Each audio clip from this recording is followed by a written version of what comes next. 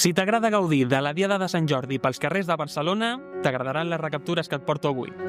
Com cada 23 d'abril, els carrers s'omplen de roses, llibres i milers de persones celebrant l'amor i la cultura. La història ve de lluny.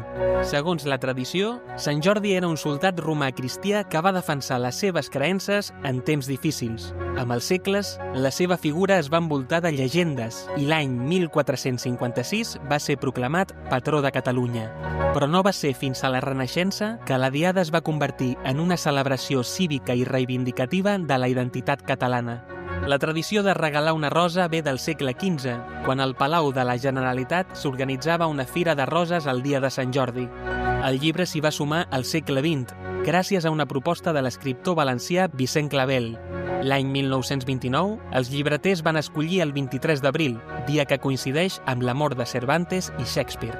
El 1995, la UNESCO va declarar el 23 d'abril com el Dia Mundial del Llibre i dels Drets d'autor. Quin és el teu record més especial de la Diada de Sant Jordi? Com sempre, et llegeixo els comentaris.